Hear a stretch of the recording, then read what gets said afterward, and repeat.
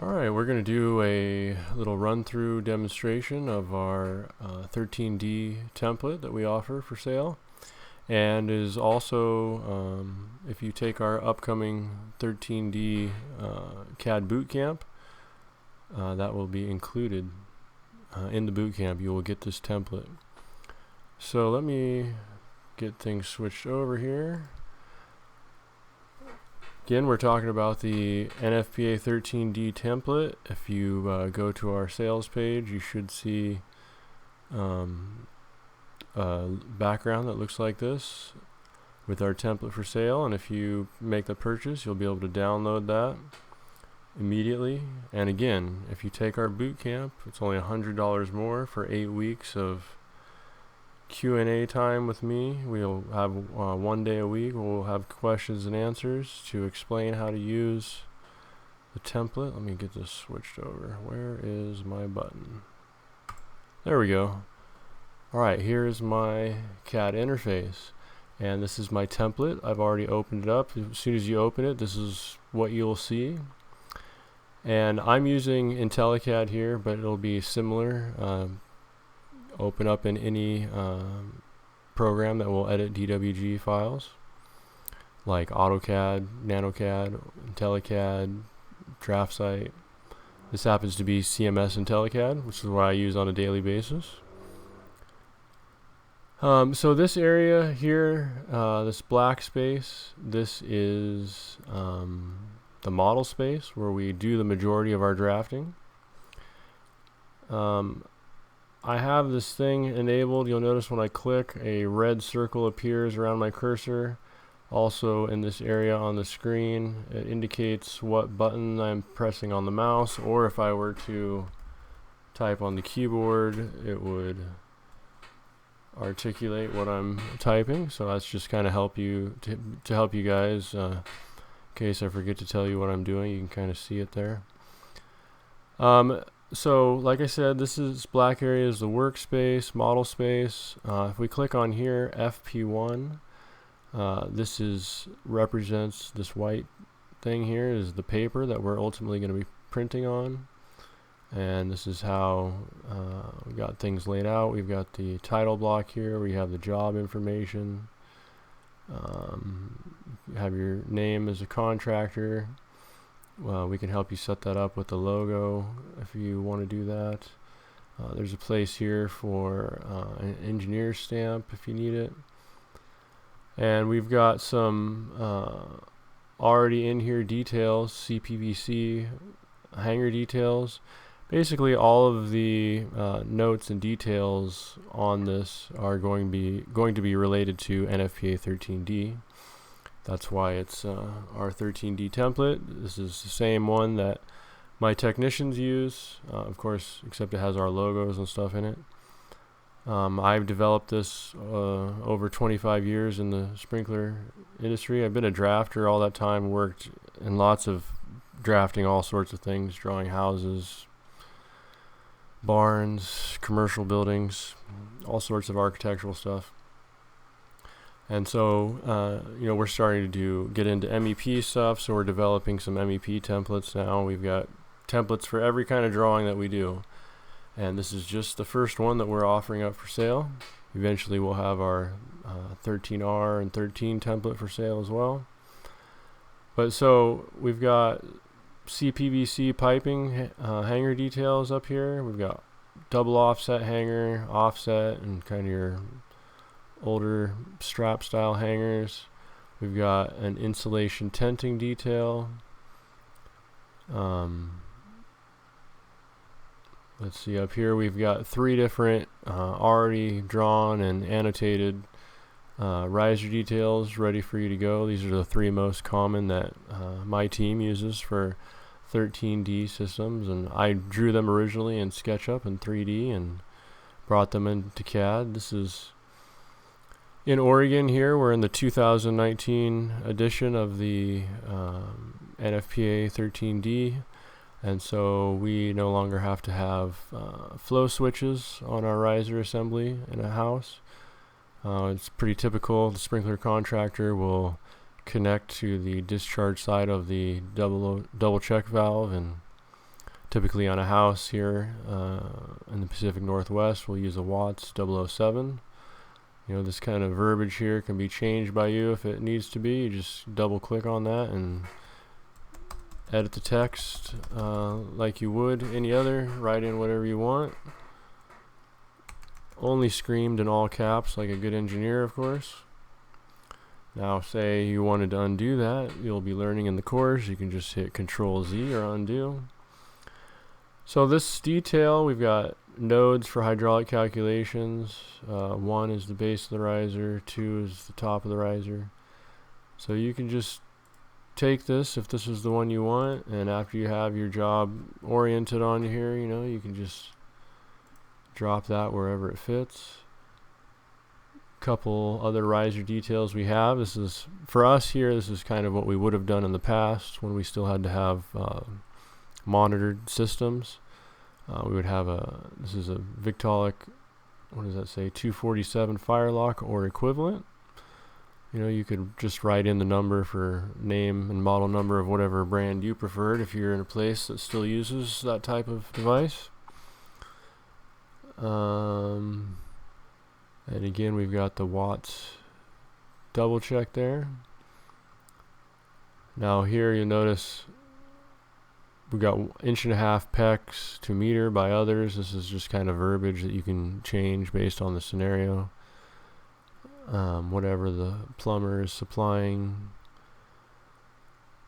If it's if it's a combination water supply, domestic and fire, which we typically do on a 13D system. And here's the third detail. That the thing that's different about this is that it features the Tyco RSV1 shutoff valve, which is rarely needed here in Oregon. It's no longer required to have the 5 gallons per minute for the domestic system included in your calculations, so we pretty much never have to use these anymore in a 13D system here. But I drew this a while back. There's no when I drew this in 3D, there is no 3D model. It could be different now, but back then there was no 3D model of this Tyco RSV1, so I had to actually model that from scratch to be able to put it in my riser detail. So you won't find that anywhere else out there on the internet. Down here on this bottom left-hand corner of the page, we've got hanger spacing for common pipe sizing in 13D systems, which mainly CPVC, might have some copper once in a while, and depending on the situation, you might have steel. Something we do up here once in a while is kind of popular in the Northwest. There's like kind of what would you call it? They're not really timber frame, but they're kind of like a faux timber frame structure with all exposed big heavy timbers and stuff, and they usually end up going with an exposed system. Sometimes they'll go copper, sometimes they'll go steel, just kind of depends on the preference of the owner. Anyway, getting into the weeds there, that's why we have CPVC, steel, and copper on here. And we got some general notes that I've developed over the years. This is just specific to NFPA 13D, the 2019 edition that we're using here in Oregon and California. If you needed to change this, say you were in a state where you were still in like the 2016 edition or something, you can just double click on this text box, go in here and edit it to what you need. I'm not going to save this because I'm not doing that. We got important notes that are helpful to have on drawings. Locality subject to freezing. It's the owner's responsibility to provide heat to maintain a minimum of 40 degrees throughout the wet pipe sprinkler system, and valve enclosures. A lot of these notes we just over the years, different engineers and stuff that we worked with told us we should add, and so this is just kind of what we've accumulated over the years. This is kind of an important one, I guess. The next one I'll say, fire protection contractors shall not be responsible for the ability of the structure to adequately support the fire sprinkler system or any apparatuses thereof, however you say that word. Let's see. Then down here at the bottom, this is really good if you're, on a job site and the inspector's like, this plan shows that head 6 inches further to the left. I'm not going to sign off on this. Well, there's all sorts of reasons that could make you to need to move ahead in the field, and it's totally reasonable. And so to make sure we have some help in covering that situation, we have this note here that says piping and equipment is shown diagrammatically. The drawing suggests routing of piping and approximate location of heads. The actual routing of piping and exact location of equipment shall be determined in the field.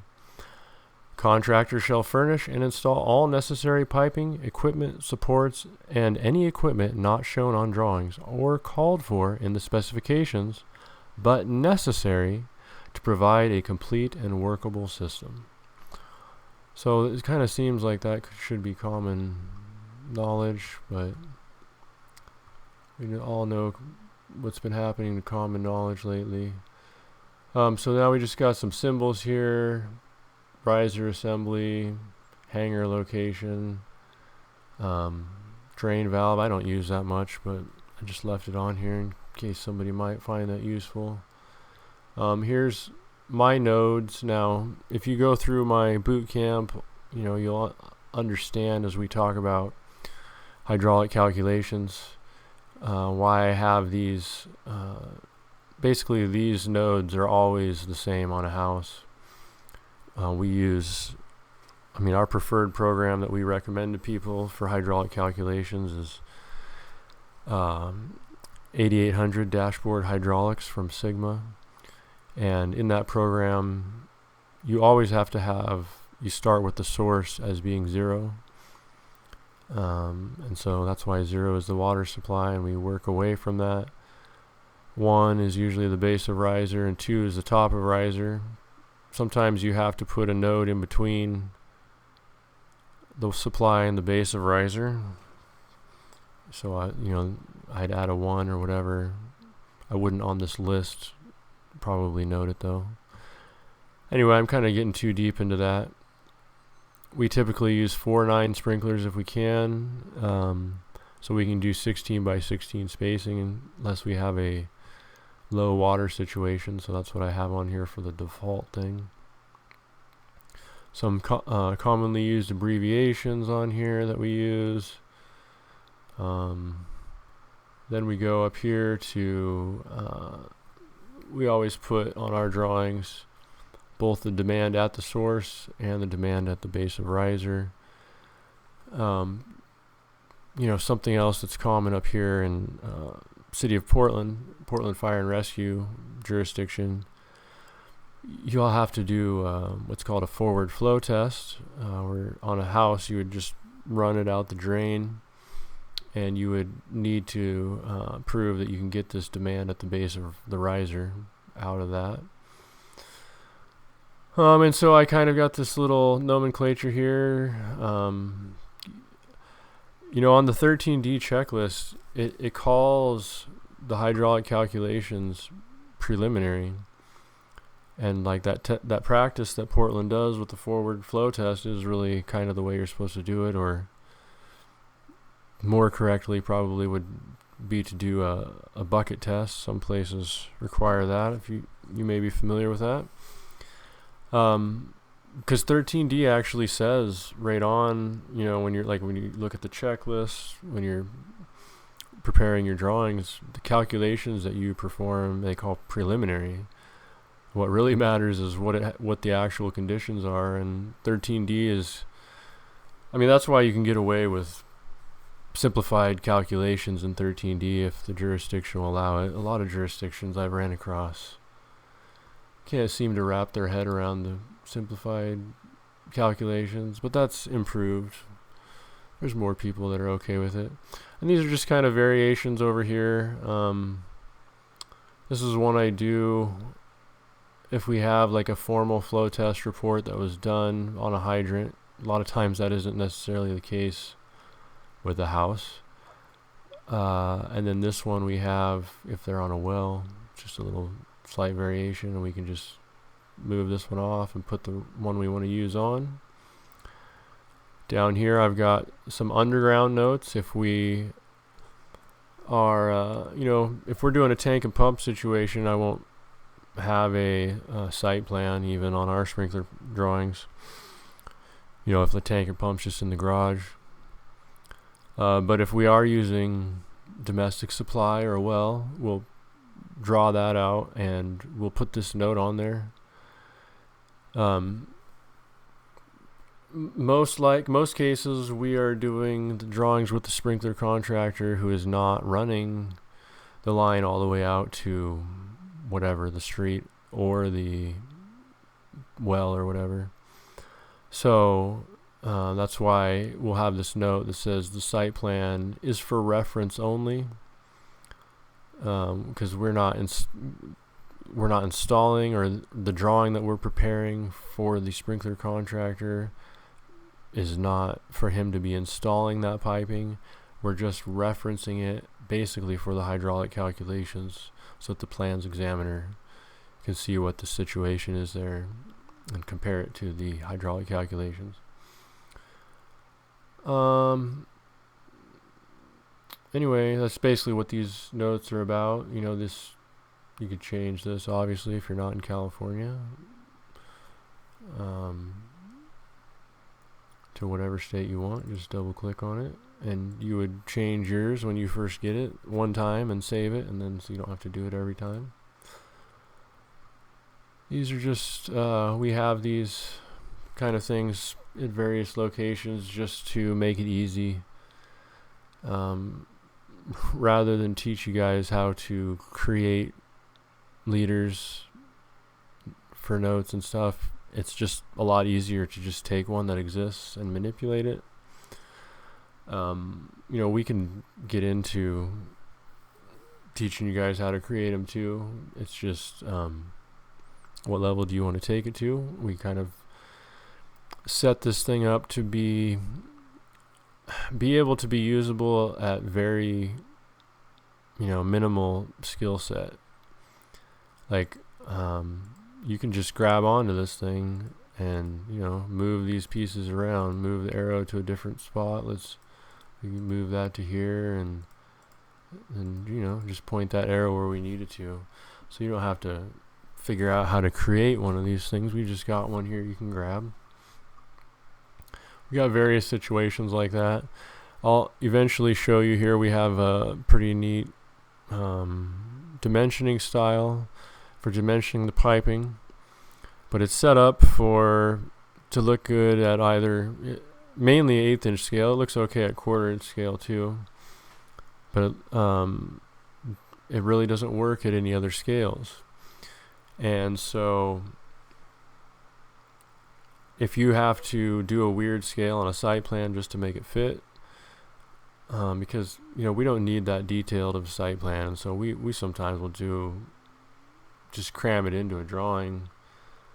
Like the way I dropped this riser detail here, say I only had, I don't know, like after I laid out my floors in my house, my cross section, if I have one, I might only have that much room left over to, drop a site plan in. So like we'll show you in the boot camp how you can just kind of different approaches to how to deal with this, but we kind of teach you simplified, easy ways to do it. Like everything in CAD, there's 100 ways to do it. Like I started on AutoCAD 10 back in the day on DOS, and basically since then every year they just add more and more features, and everything that existed back then still exists. And so because of that, by now it's just like there's a million ways to do everything, and none of them are good, bad, or whatever. It's just sometimes some are easier in certain situations. And so we basically just teach things in a way to where you learn the basics in a way, and with this template, that you can just like make stuff happen, like force things. Like I have other templates that are way more complicated, but like I have a CAD company, okay? Like we do CAD, not just sprinklers. It's all kinds of architectural stuff. We work with architects, engineers, whoever's paying. Well, to be honest with you, sprinklers is kind of like the simplest drafting that we do. I mean, if you think about it, it's literally just, at the most basic level, some of you guys may be doing some tenant improvement drawings, for example, every once in a while with just a Sharpie and, drawing some dots and connecting the dots, right? Like, if you think about it at the most basic level, all we're doing is playing connected dots. There's no complicated actual drafting here. It's just really more about the knowing of how to use the tools and where to put things. But, like sprinkler drawings are literally dots with lines connected between them. It's a little bit more complicated than that, obviously, but, compared to drawing a structure, it's not that complicated. So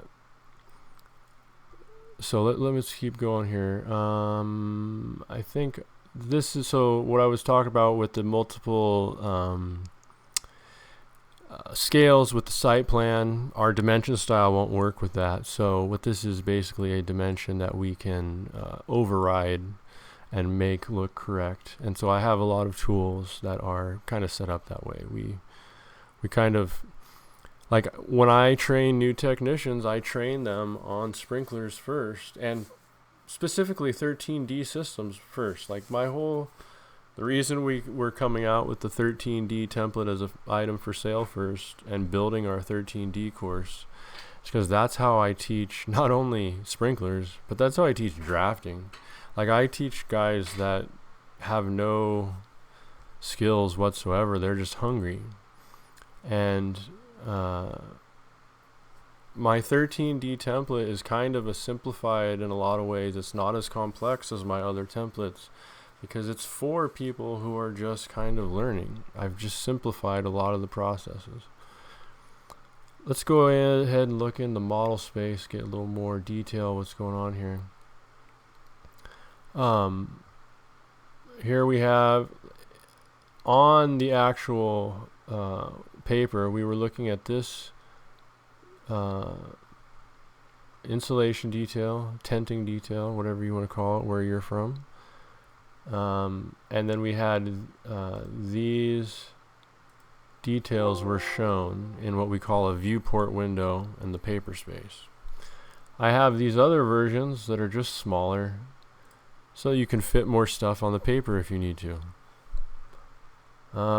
Same with this insulation detail. It's just one I needed to make it a drawing fit better, so I made one more crammed one time, and I just left it in case anybody else needs to use it. Actually, I forgot I do have this other really super simple riser detail that's on here. This is just a reliable, similar to that Victaulic one that I have in 3D. This is a reliable version.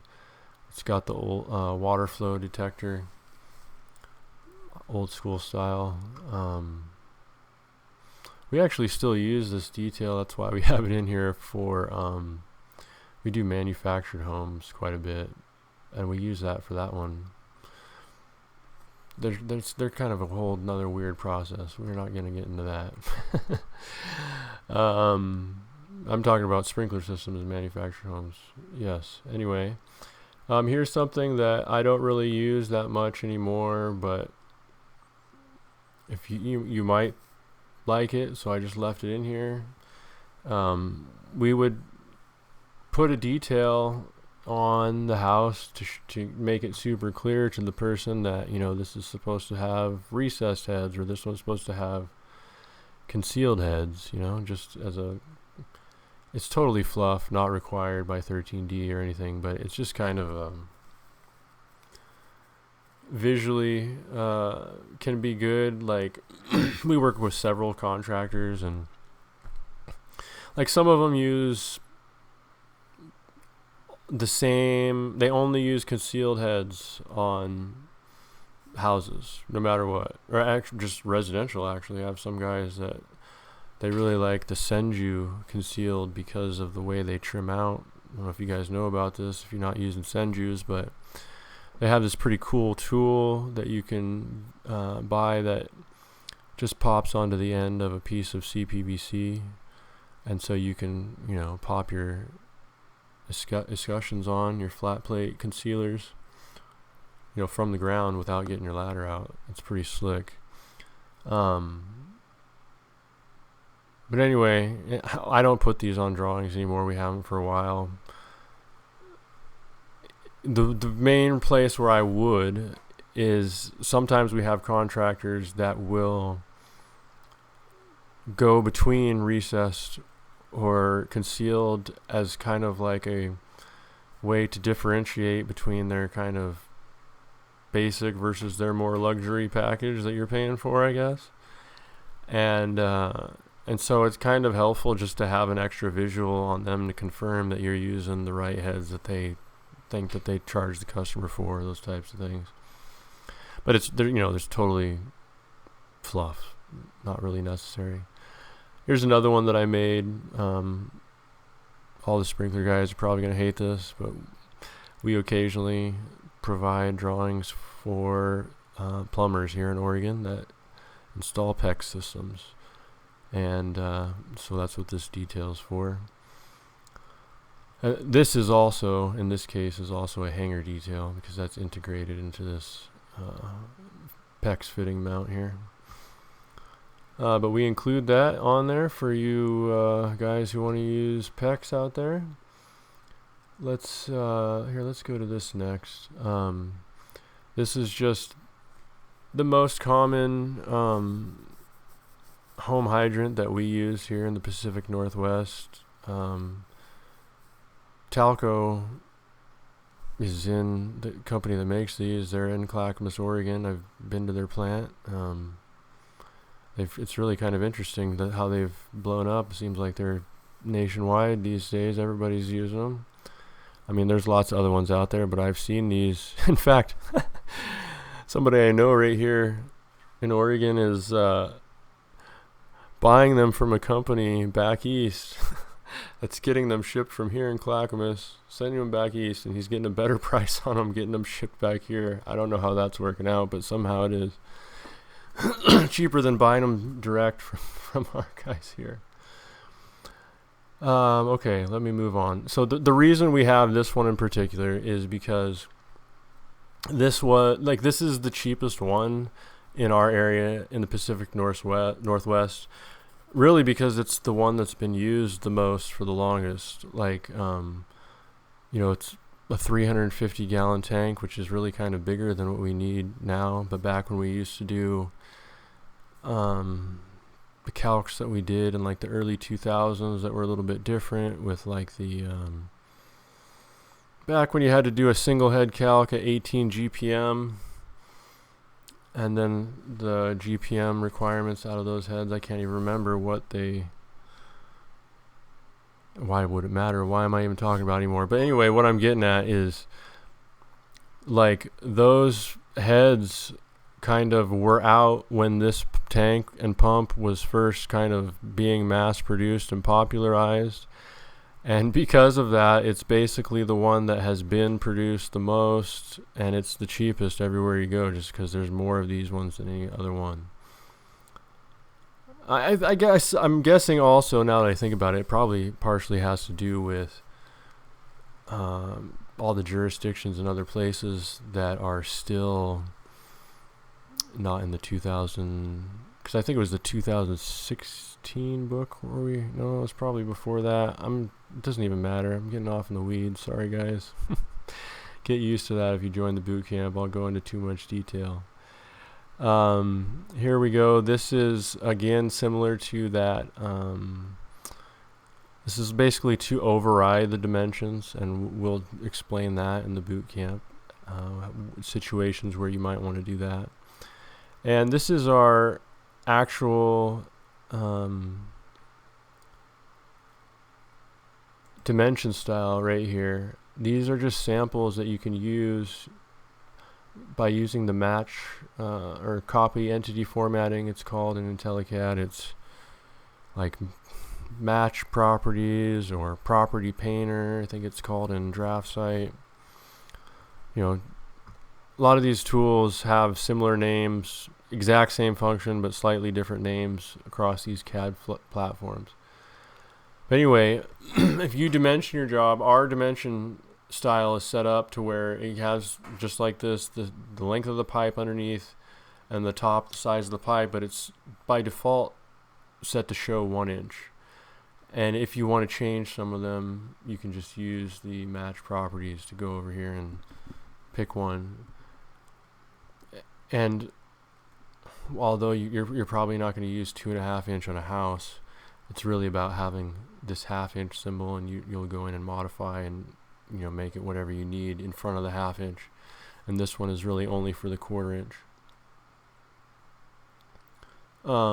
But that's something we'll get into in the boot camp again. Let's see, let's look at these now. This is just nodes that you can copy.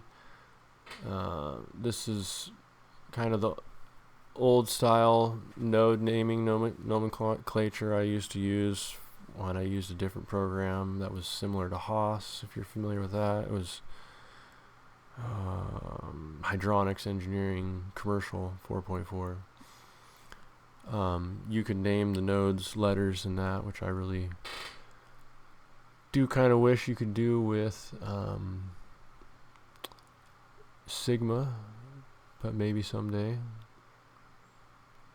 They are improving things all the time, working on it. Yeah, so these are just nodes to copy onto the drawing to place on your sprinklers. Again, here's some symbols. I have no idea. Why do I have a grooved fitting on here? I guess you could... There's still places that do weird things, like have a steel riser, and maybe you want to put that on with couplings. Doesn't really seem reasonable on a house. I don't know why I left that in here, but it's there if you want it. Here's our head symbols. You just need it for a house. This is all you need. Basically what we end up doing for the most part is just your regular temperature pendant, and we'll use this one for our intermediate temperature. If you get into a situation where you need to be, close to an oven or a fireplace, something like that, or in a closet with a furnace or a water heater. So these are section callouts that you can just use to call out a cross section that just have the nomenclature for our drawing is called FP1, and you can just move these where you need to and adjust them in size fairly easily. As you'll be learning how to do those things in the boot camp. This is for if you wanted to outline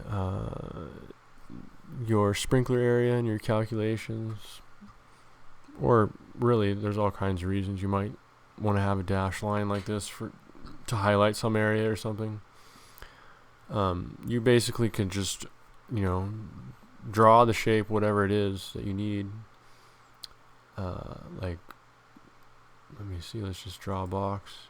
I'll show you what I'm talking about. Say we were imagine this was in the house and we were just making an area around the sprinklers that we were calcing.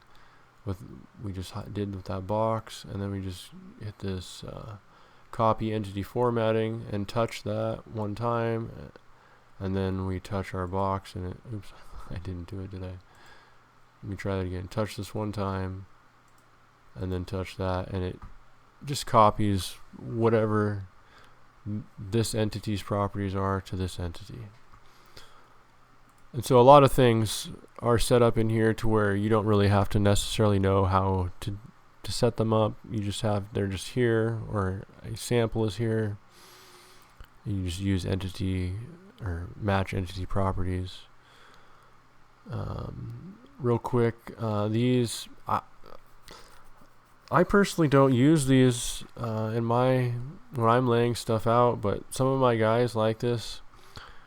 You know, residential sprinklers, typical spacing that we will be using, and you can just select one of these, and if you hit copy, and you can just drop it in on all the heads, and you can kind of visually see, you know, if you got coverage or not in your rooms. So here is, we're getting close to the end here. Now, at the beginning I showed you down here on FP1 tab, this is paper space, and this is the final paper that we'll be printing. This title block on the end has your job, your contractor license information, all that kind of stuff. But where you actually fill that out, the title block information is here. And if you've been wondering what this crazy X is all about, what this is actually for, one thing that happens when I'm training newbies that have no experience with CAD, we haven't talked about this. This stuff you'll pick up. I mean, you can